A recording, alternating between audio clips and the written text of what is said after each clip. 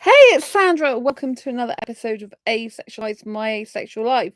This is a place to be for education about asexuality, all things asexual, and I share my asexual life journey in order to help you in yours.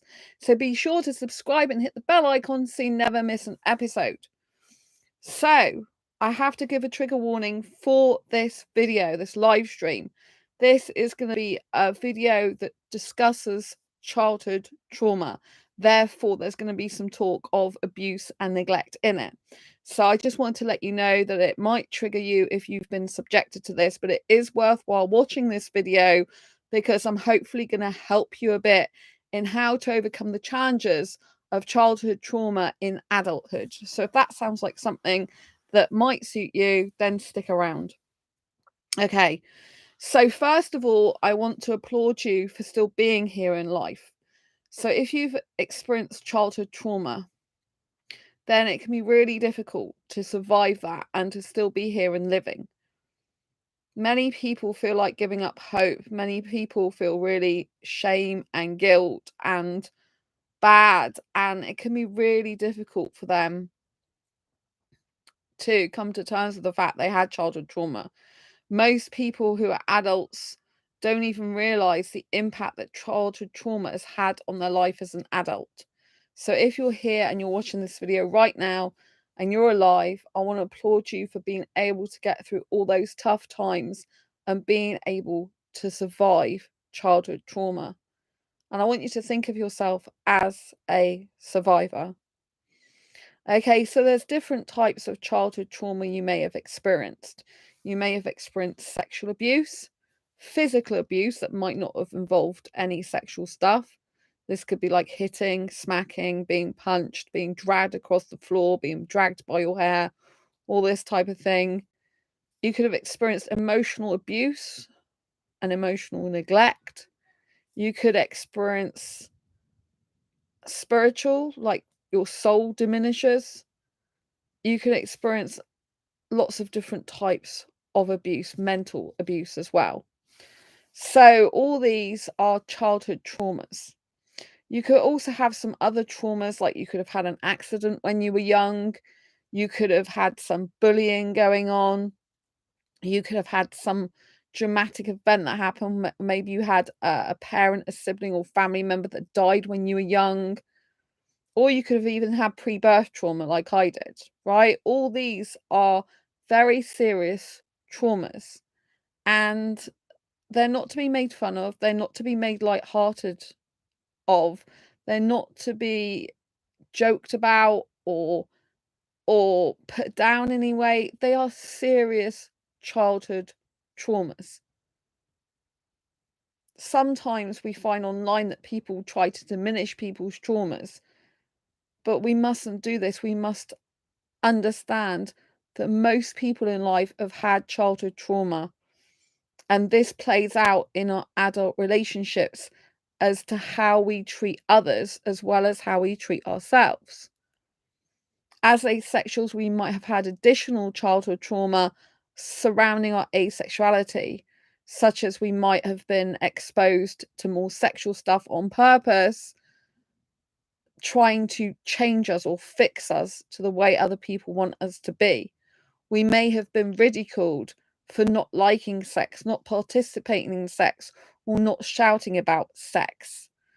We might have been ridiculed because people know we're different and we just don't fit in and we're not the same as everyone else. We stick out like a sore thumb. We might have had suppression and repression. Oh, you can't not like sex. No, there's something wrong with you. We might have had this diminishing, disrespectful shoddiness of treatment from others that decide to push down our feelings because they couldn't be comfortable with the person that we are. What does emotional neglect look like? Emotional neglect looks like when people are invested in other things rather than taking care of you emotionally. So you might have had a parent or guardian who wasn't there for you when you were upset and in pain. They weren't comforting you. They were blaming you, saying, "Oh, well, what did you do to provoke the other person? It's clearly your fault," and pushing that down or pushing you away when you were crying, like, "Oh, stop crying. You shouldn't be doing that, grow up and all this type of bad language, right? You might have had some physical abuse where, you had maybe a brother or sister that was grabbing hold of your hair and yanking it when they didn't like what you're saying, or just to make fun of you. You might have had sexual abuse that could have been someone the same age as you, or often it's more older, by someone you trust, and that can really affect your relationships going forward. So it's important to have awareness of your childhood traumas. The first step to dealing with your childhood trauma is to acknowledge you've actually had childhood trauma. Any or all of the ones I spoke about or more, right? Childhood trauma is childhood trauma. But what happens within families is childhood trauma is passed down generation to generation. And so the cycle of abuse and neglect and trauma continues until someone recognizes the fact that they've had childhood trauma, and they put an end to the cycle of abuse and manipulation, neglect, and all that stuff, avoidance that comes with that. So it's our responsibility as an adult to have an awareness of how our childhood trauma affects us, what those childhood traumas were, so that we can then take the action to work through those traumas. So it's not our responsibility what happened to us. You are not at fault or responsible for another person's bad behavior. You're not at fault or responsible for someone abusing you, neglecting you, making you wrong, blaming you, shaming you, guilt tripping you. You're not to blame for those things. People are responsible for their own actions. But what we have to do as adults is take responsibility for ourselves and understand we have childhood traumas that are playing out in adulthood that are affecting our relationships, our relationship to ourselves, our relationship to our friends, family, work colleagues, and other people. This can mean that we end up being codependent on other people. So we're reliant on other people to tell us what to do, how to live. And if we do something that's wrong in adulthood, we feel guilty. If we do something different to what, for example, a parental figure or authority figure told us to do, because we're punished as a child, that if we didn't do what our parents or caregivers said or authority figures said, we'd be like the black sheep of the family, or we'd be an outcast. Right? As we get older, we have to understand that it's okay to make our own choices and our own decisions. It's okay not to agree with family members. It's okay to not agree with authority figures.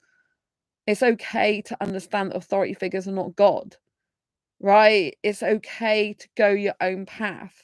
When you're codependent, you have a dependency on someone else for your own value, your own self-worth, and for your own direction in life, and to tell you what to do, where to go, when to be happy, when to be guilty, when to be fed up. Basically it puts other people in control, and your emotions are at the mercy of someone else, right? And this is really hard to get rid of. It's really difficult to stop being codependent when it's a habit and and a belief system, and you've been wired that way, right? But you've got to understand that it's not healthy for you to continue to be that way. And you've got to understand that if you're miserable in your life right now, you have the power to change this. I know this is not what you were taught. I know this is not what you feel probably at present, because caregivers, family members, teachers, authority figures have made you believe that you are powerless, because they took away the power from you, because they use control and manipulation tactics to belittle you and put you down, to laugh at you, to make you wrong, in order to be compliant for what they want you to do. This is how mind control, brainwashing works. And the only way you free yourself of it is recognizing that that happened to you, and recognizing that you have to reprogram that programming and conditioning so that you can think differently, feel differently, act differently, and have a better and happier life. You have to understand that you have the power and you have the control, especially as an adult, right? If you're living with family members, relatives, friends that are putting you down, belittling you, making you feel bad about yourself, and these people are still surrounding your environment and life, leave home. Get a job, get a refuge, get a shelter, get to safety, because people are only half safe, are just half safe, they're not safe for you to stay with. Some people stay with their families not understanding that their families are the ones that are causing the actual issues, and they'll struggle, and maybe I've seen people who self-harm, and it's really difficult. And some of that self-harm comes from a result, or a lot of it probably does come from a result of childhood trauma. And sometimes these people stay in the environment that's causing them to hate themselves and hate their life. They will stay with the people who are actually psychologically manipulating them, controlling them, and who are putting them down. And therefore, then, unless they escape that environment, they're just continuing to get brainwashed more and more. So if you're living at home with your parents, your family, your caregivers, and they are actually the ones that are telling you you're bad, you're horrible, you're disgusting, blah, blah, blah, and all these negative stuff, and that's all you're hearing about yourself, and they don't find anything positive in you, and they're putting you down, belittling you, you've got to get out of that environment. You've got to escape it somehow, right? And you've got to become more self-reliant. When we are an adult, we need to do something called healing, and this means healing our childhood traumas. Now, for many people, healing is a lifelong journey. They may never fully heal in the whole of their entire life, right? And that is okay to acknowledge that. It's okay to say, I may never be fully healed, but I can do my best to heal as much of my childhood trauma as possible, so I'm a better person for myself and for those around me. So if you are feeling still that in your past that you were punished for things, people hated you, people made you feel very small and bad, in order to counteract that, you need to understand your own value in your own worth, which you might not understand at the moment. You have to recognize that you do have qualities, you do have worth, you do have good things about you. Not everything people said is right about you. In fact, much of it is probably wrong about you. But the danger we get into when we've had childhood trauma is some people can take the negative stuff that happened to them in the past, and they can turn to be the same as the abuser, the neglector.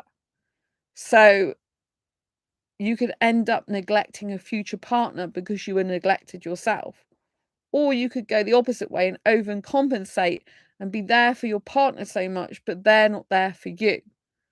So you have to be aware of how your childhood trauma plays out in adulthood, and you have to try and reverse it to come into balance with yourself and with life and with people.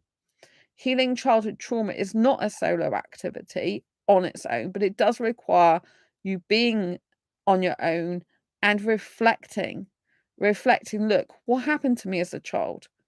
What abuse did I get? What neglects did I get? What traumas did I have? And it requires you to become aware of them and to sit with the fact that happened to you, and to understand it happened to you and it was beyond your control. You couldn't do anything about it at that time. But what you can do now in this present moment is to take control of your life by dealing with those issues and difficulties that came from those childhood trauma situations. Now, this may mean that you have a therapist, a counselor, psychologist, psychiatrist, and you get them to work through these traumatic events with you to understand how they impacted you, how you felt, what your actions were as a result, what you did in your life as a direct result of those things. Because it's only when we have awareness and then we start actually focusing on what is the actual problem that that awareness of that trauma caused, and then instead of just focusing on the problem, then we then get solution orientated. saying, hang on a minute, I had this trauma, I've got an awareness about it, I'm focused on finding out what was the difficulties, and we don't stay focused on the problems, we then begin being solution focused. How can I solve that problem? Many people who are adults who've had childhood trauma, they don't recognize that the way they're acting out or what they're doing is a result of childhood trauma, and they don't look to change themselves. The only way you can change your life if you had childhood trauma is by changing yourself, because you need to change your programming and your wiring in your brain to think and be differently. Because if you keep doing the same thing, you will keep getting the same results over and over again. And nothing's going to change unless you change. And the reason you have to change is because you've been psychologically manipulated. You have been basically brainwashed and conditioned to play small, to not understand your value and your worth, and to feel blame and shame and guilt and negative emotions. Negativity breeds negativity. The more you allow negativity to consume you, the more overwhelming it will be, and it will feed itself. It's a bit like a devil type thing, you feed it and it gets more and more hungry and gets bigger like flames, right? But we have to understand that we can change our mindset, and we have to do the opposite of what we did before. So instead of blaming and shaming and guilt tripping ourselves, we have to understand that in the situation where we were a child, we had no choice. As a child, when we are having our caregivers look after us, we had no choice but to act in the way we did with the resources we had at the time, with the fact that we were underaged and couldn't just walk away from the situation, and we were vulnerable. But as an adult, we have choices and decisions, and we can take charge of our own life.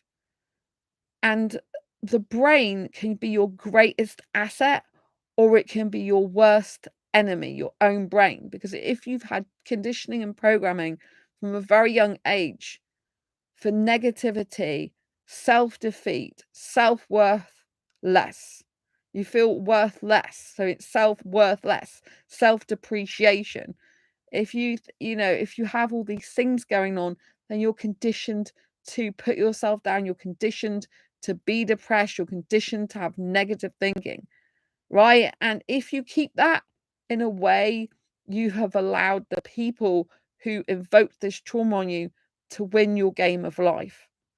They have the power and they have the control still. So what you have to do is take your power and control back by working through these traumas methodically over time. So you have an awareness of the problems. You have to understand the effects they had on you, and understand you're a trauma survivor, a childhood trauma survivor, which is an empowering thing. And now you have to get the skills, the tools, the knowledge, and the know-how in order to change your life and deal with those traumas.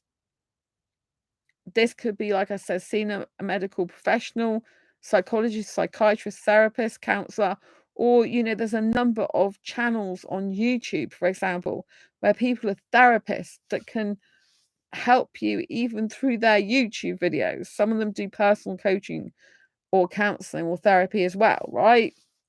You should listen to some of them. Don't listen to ones that are bad advice. Listen to actual proper therapists, ones that are licensed. Don't listen to someone who doesn't know what they're talking about. It's not proper therapist, because obviously there are some bad advice ones out there. Get channels that are actually specialize in childhood trauma. And there's books that you can read, all this type of thing, courses you can do. So you need some help. You can't do this all by yourself, because you don't have the knowledge and the skills and the know-how to change the way you've been conditioned and programmed, because you don't know any different. And if you don't know any different, you need to seek the difference, seek those answers, seek how to change your mindset and follow that path. Many people who had childhood trauma end up depressed, and they end up neglecting themselves, self-harming, and all this type of stuff. But this is keeping you in a perpetual state of disharmony within yourself, of misery, right? And there is amazing stuff waiting for you to explore and adore about yourself and the world. And what you have to do is be very, very brave and say, hey, I recognize my current behavior and thinking is a result of my childhood trauma. And I have the power to change that because I'm me. I own my brain. My brain does not own me. And I can change. I want to change. If you keep having all this pain and this misery and this upset and negativity, you need to take control of it and think, okay, how can I stop feeling this way? How can I stop thinking this way? Because you have to spend 365 days with yourself a year. And if you're in this negative perpetual mindset all the time, it's not going to help you to live a very fulfilling life. There are lots of people that have overcome childhood trauma issues. There's lots of people that are using their childhood traumas in an effective and way that actually helps other people to overcome their traumas. I've had childhood trauma. I've had like all the traumas you could probably possibly think of. Physical abuse, mental abuse, emotional neglect, sexual abuse. I'm not asexual because I've had sexual abuse. I had good sex after that. But I don't have sex anymore because I'm sex repulsed these days. But I've had all different types of trauma, right? And I got pre-birth trauma, but that doesn't mean to say that I can't overcome some of those traumas. I'll probably always be an anxious person. I'll probably never be fully healed. But if I can heal myself to the degree where I can function properly, I can be happy in my life, I can help other people, I can have a positive mindset the majority of the time, then that's a good thing. I feel that that's mostly where I'm at. Obviously, what happens is when someone comes into your life that's also got childhood trauma, you can either heal together or one of the childhood traumas can affect the other one, or both can be bouncing off each other. So you've got to have an awareness of that. If you've got a really good friend and you've got a really good companion or partner and you want to do the work to help yourself, it can be a very healing experience because we heal through being self-reliant rather than codependent, but also through attaching healthily and securely to another adult individual. If we are doing everything on our own, that's not actually healthy for us because humans need connection to other humans, right? So healing is not just a solo activity. Well, we've got to be on our own all the time because that's not actually healed. That's saying I'm avoiding people because I'm avoiding getting hurt. I'm avoiding connecting with anyone again. And I'm just going to be on my own. That's not healing. Healing is when you're securely attached to other people, but also self-reliant so you can be on your own. You can find your own happiness. You can make yourself happy by yourself. That's the stage that you want to be getting at so that it becomes much more healthy, the friendships, relationships, connections you have. So in order to heal our childhood traumas, first of all, like I said, is awareness. Then how did that affect you? And the solutions, and then getting help to get those solutions put in place. You have to understand that you've got to reprogram your mind and rewire your brain.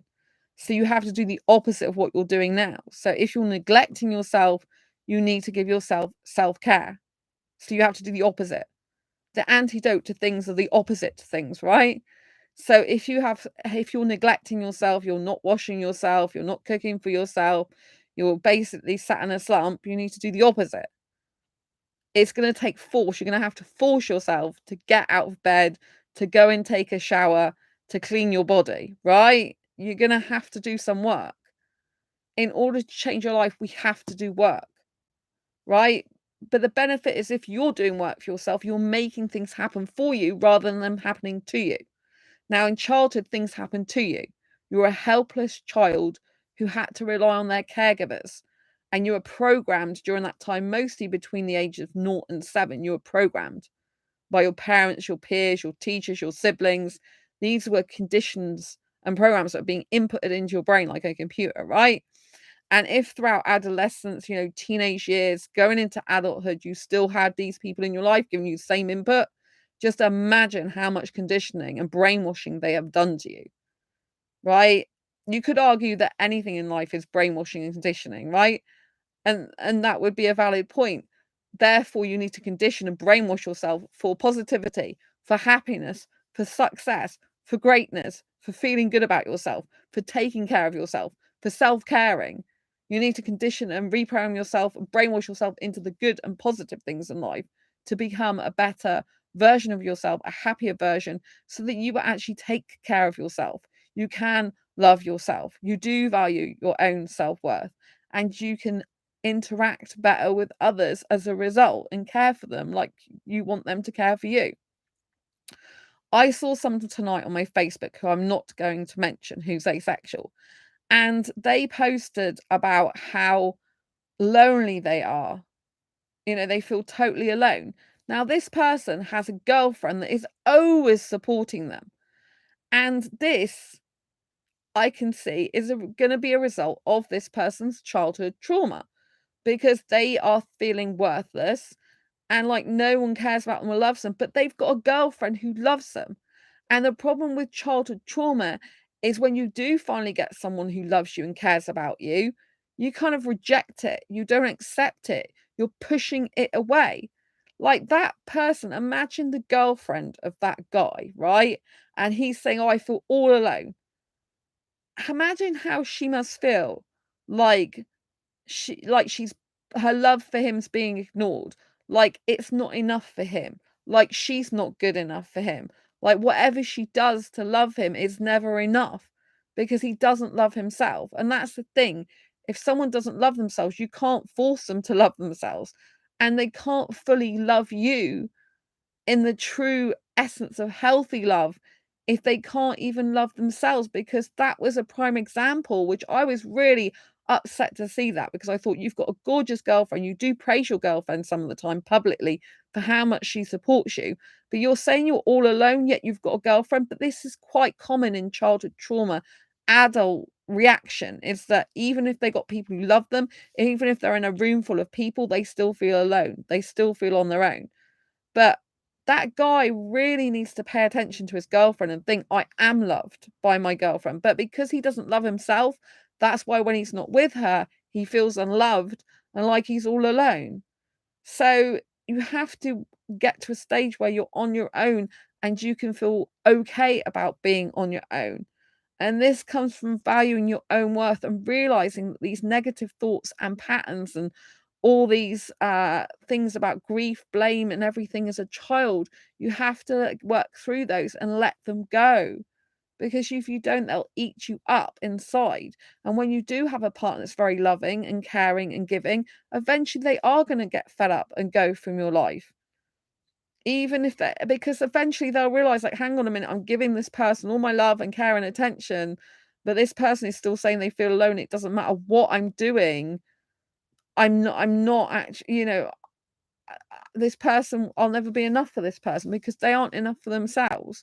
So you have to understand that in adultness, you can push true love away. You can push someone who really cares about you away because you're avoiding getting hurt, because maybe in your intimate relationships as a child, you were pushed away.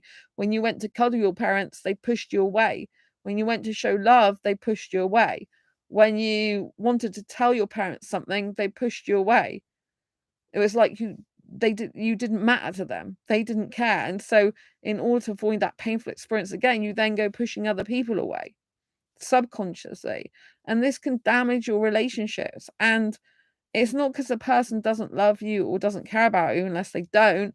It's because they need love and care and attention as well. They need to feel appreciated. If you've got a person who is so absorbed within their own trauma and themselves that they just feel bad all the time, then it's very hard to maintain a relationship with that person, for the person who's trying to have a relationship with them, because it leaves them feeling bad. It leaves them feeling like they're not appreciated, they're not valued, they're not cherished, they're not adored. They're giving, giving, giving, and the other person isn't giving enough back. Right? So this is why we should heal our childhood traumas as much as possible before we get into a relationship with someone. We should be working on ourselves. And we should be recognizing that we've got these difficulties from childhood that we can do something about today. You have the power within you. The only person that can change your life is you. Even if we have lots of therapy, counseling sessions, psychotherapy sessions, unless you take the action to change yourself and understand you're responsible for changing yourself and responsible for yourself, no one else, then change is not going to happen. You have a choice in life as well to change. It is your choice. And some people, they decide they don't want to change and they be miserable year after year. And as an empath myself, I feel sorry for those people. I don't want to see them in pain. I don't want to see them upset. I don't want to see them lonely. I don't want to see them hurting themselves. But there's nothing I can do. And so when we're a child, I've learnt through childhood trauma training that we can have something called magical thinking.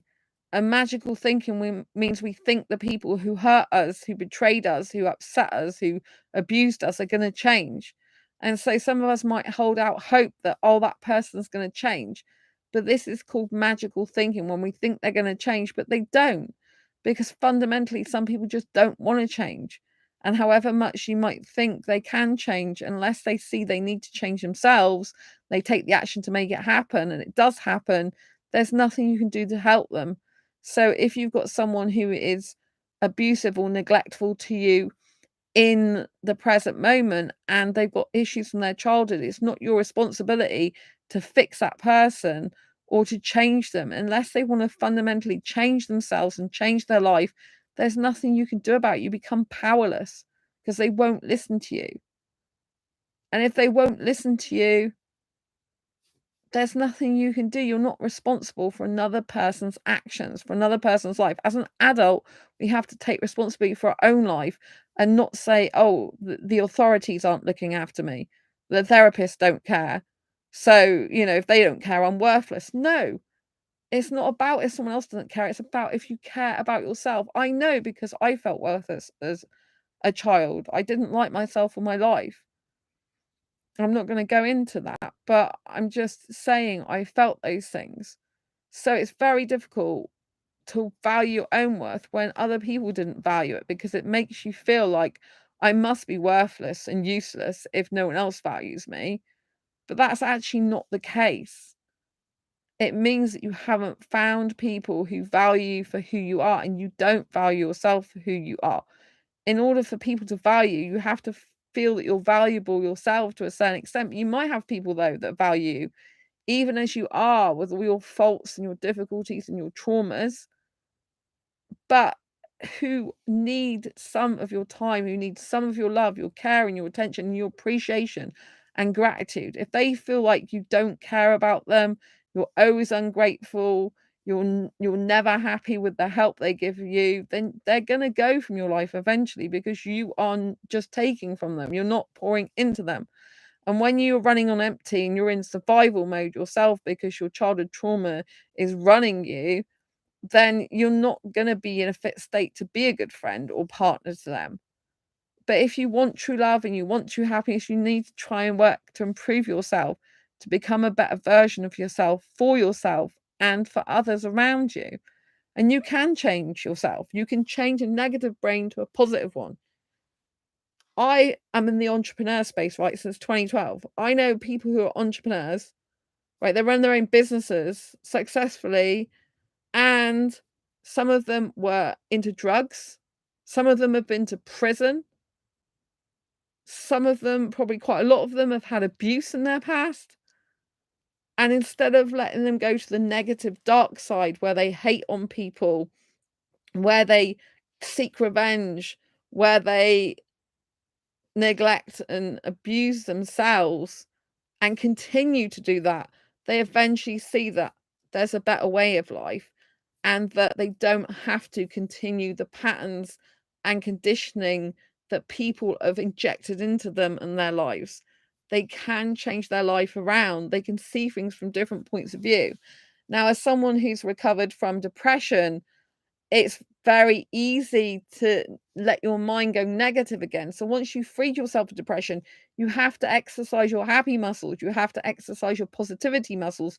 You have to use the things you've learned, the skills you've learned during your life, in order to maintain and sustain a happy outlook on life, a positive one. When we change our mindset to one of gratitude, like, what am I grateful for in life right now? Like, I'm grateful for a roof over my head. I live near the city.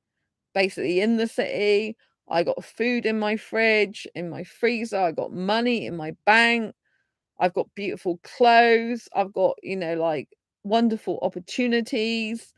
I've got lovely hair that I like about myself, nice teeth. And, I could just list a number of things, because when I'm thinking about gratitude, I'm thinking about positive stuff. When you're thinking about stuff that you don't like in your life, you're focusing on the negative stuff, you get more negative stuff coming your way.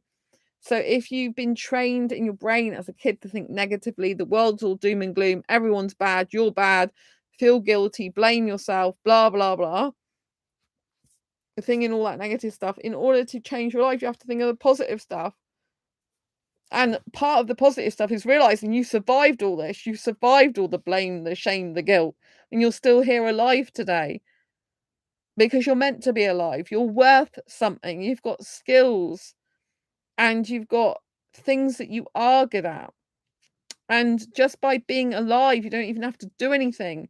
You are worth being here in life. You don't have to do things to prove your worth. You just are worthy of life by being alive. But you've got to help yourself to become a more healthier version of you. Because I saw another asexual friend of mine. They were in a relationship and they seemed really happy for a long time, and that relationship ended.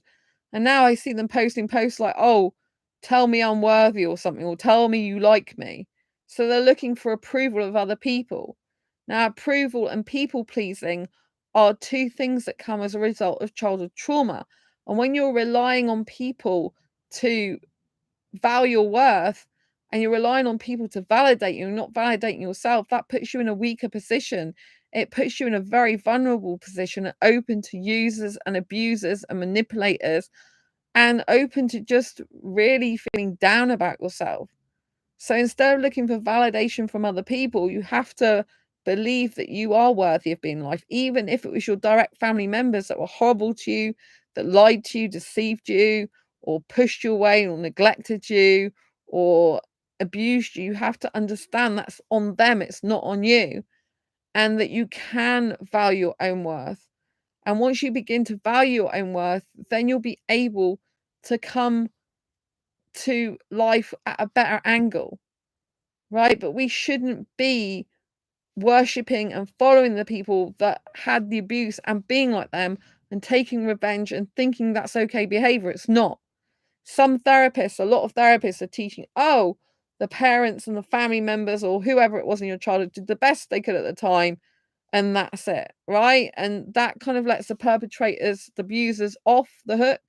What we need to do, which I've learned through being part of a healing community on a YouTube channel, is we need to recognize who abused us and acknowledge it was their responsibility and they're accountable for their actions, and hold those people accountable for what they did to us, as a major step in acknowledging we had trauma.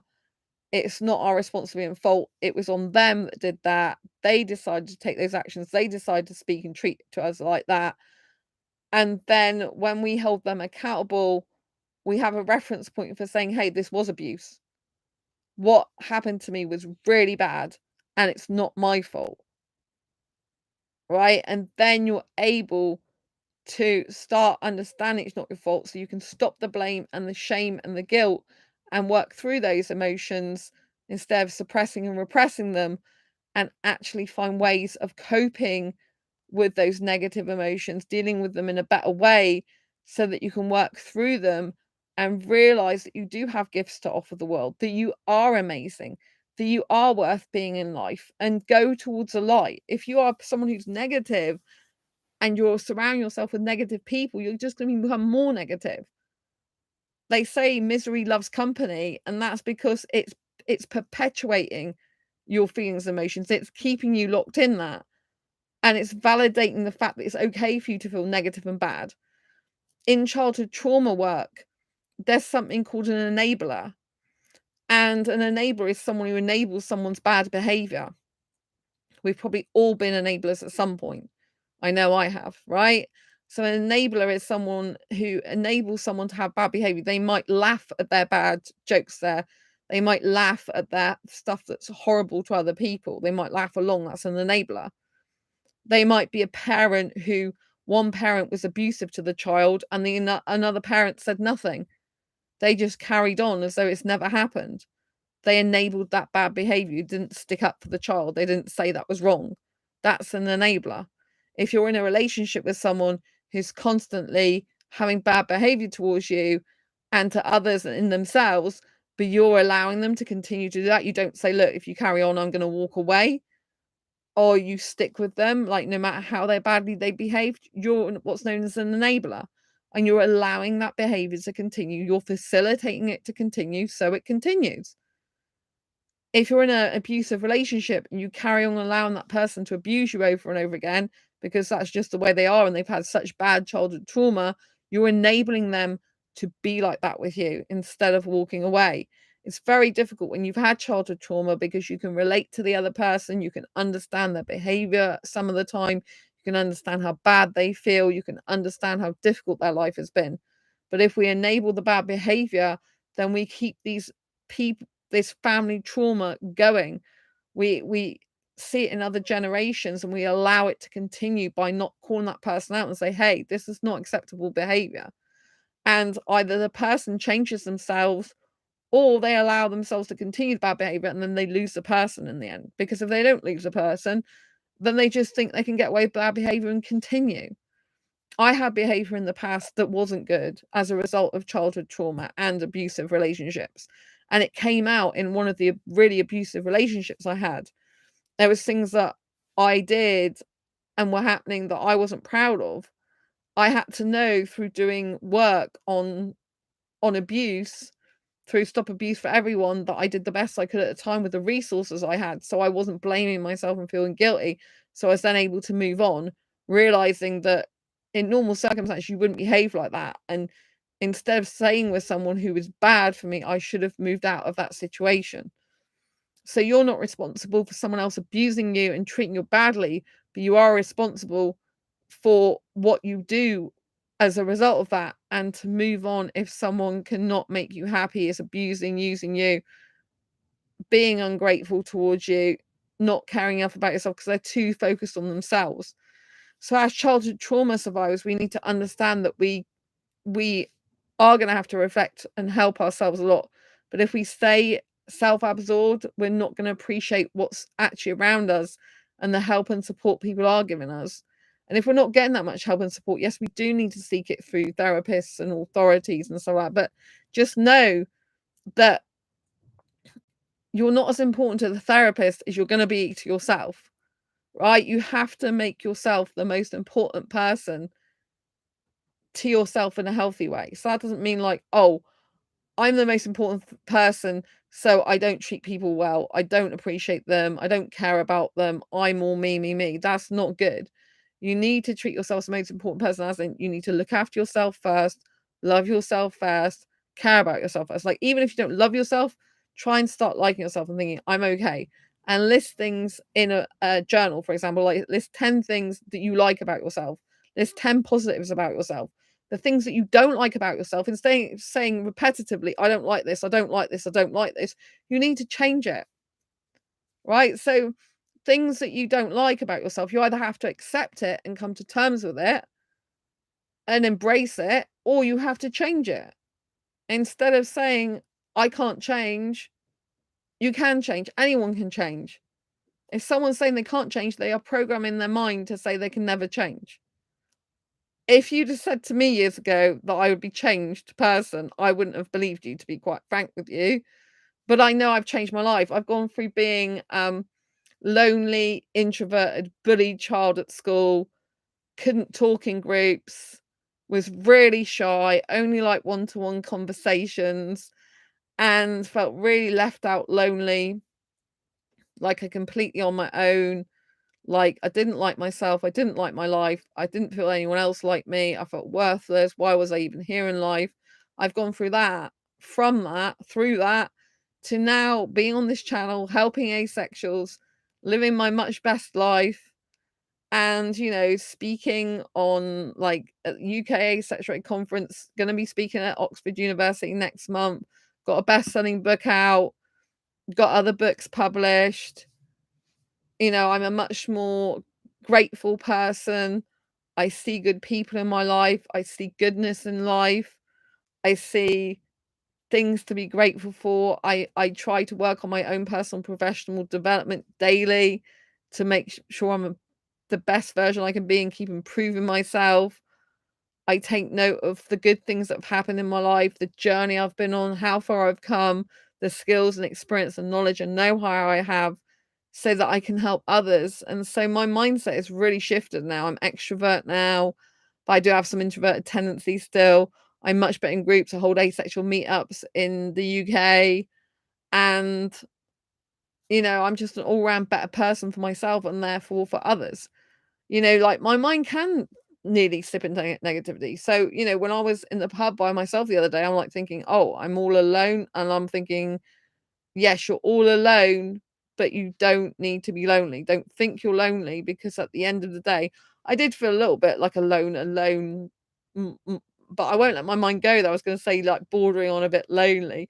That's because, like, the Indian guy that I was talking to in my city, we were in conversation like every day, and obviously, as we've had to part ways, then that's going to be a loss, a grief. I'm going to notice that, so I'm going to feel a bit more alone or lonely, possibly, because that person was filling part of my life. But just because they fill part of my life doesn't mean to say that I haven't got other things to use to fulfill my life much more healthier ways for me and better ways for me. You know what I'm saying?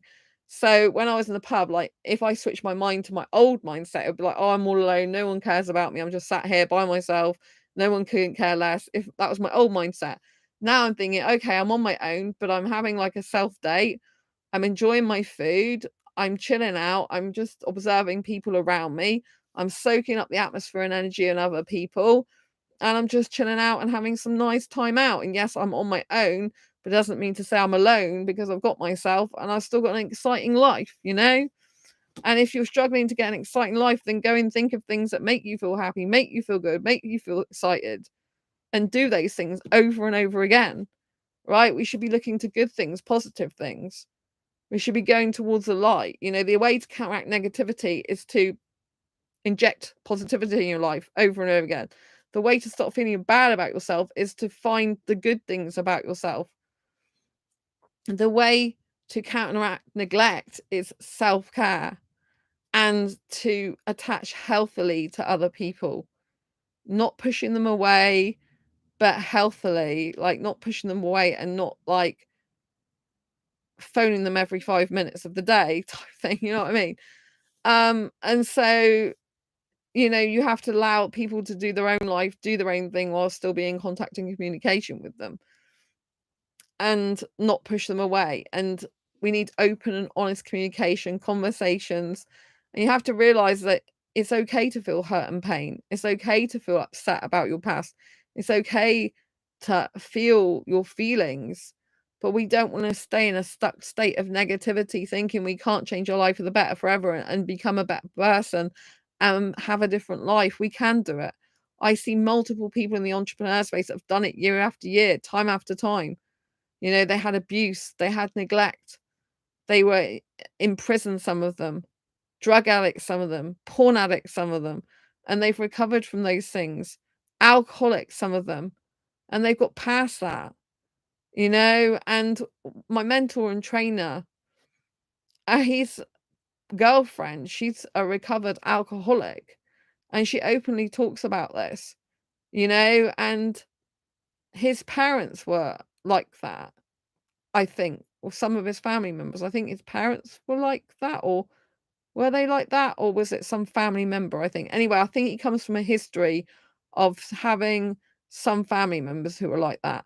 But the whole point is his girlfriend, current girlfriend, has been like sober for years, and he took her on knowing that she had a history of past alcoholism. But she does wonderful things with her life now. She's got ADHD, which she openly admits, and she got two beautiful children with him. and they're really happy together, and she's a very big, shining, bright light and support in his life. And you have to understand that you don't have to be good at everything in life. Like, I'm good with emotions, a person's emotions.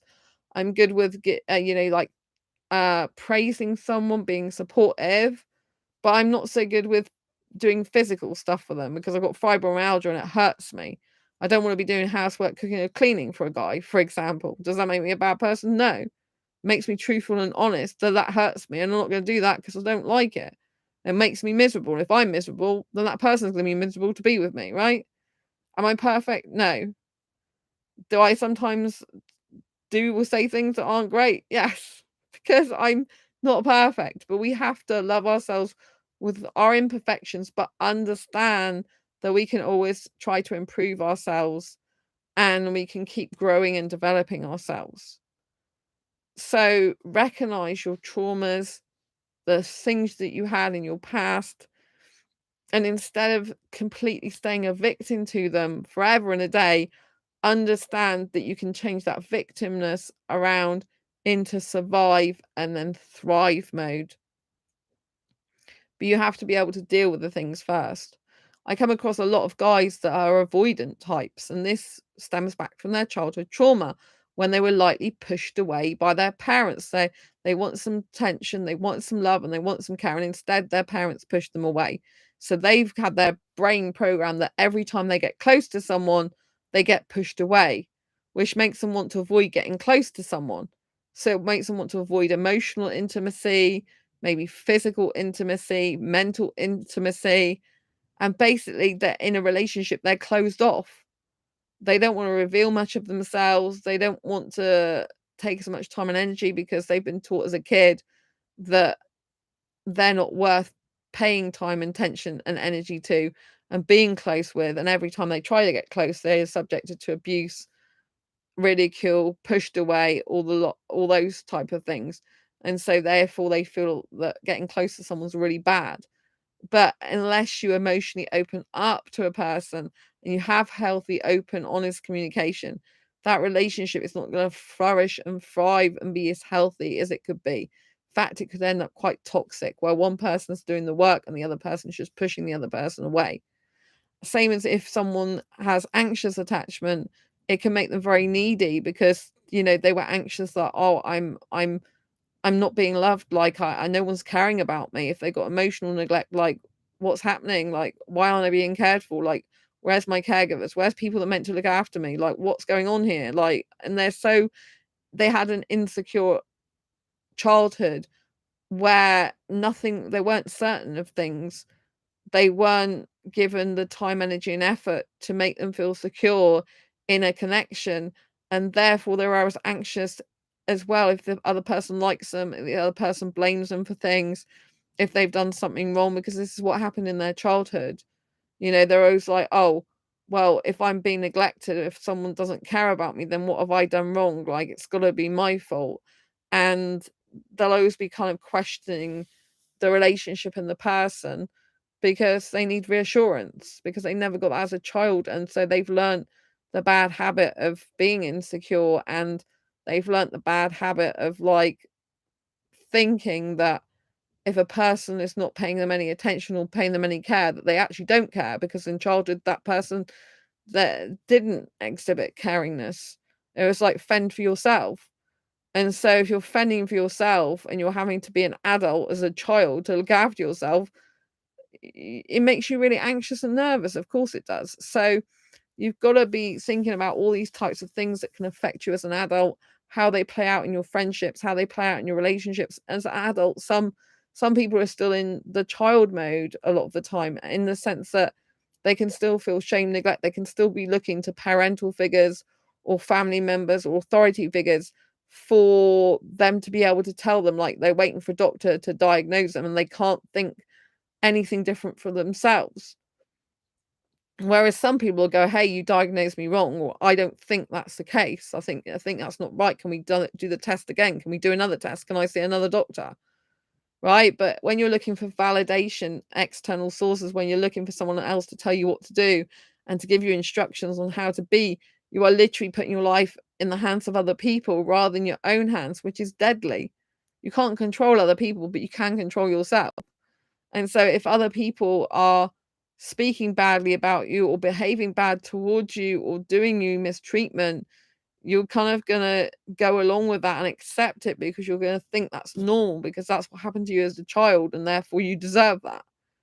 Whereas we have to walk away from things that don't serve us, that don't help us, that make us feel bad, small, after we've talked to the person, tried to sort the situation out, if they won't listen, there's nothing we can do and we have to leave that situation. And part of our healing is leaving situations that are bad for us because we value our worth more now and we can see that we've got value and we go from that person's life. It's not easy.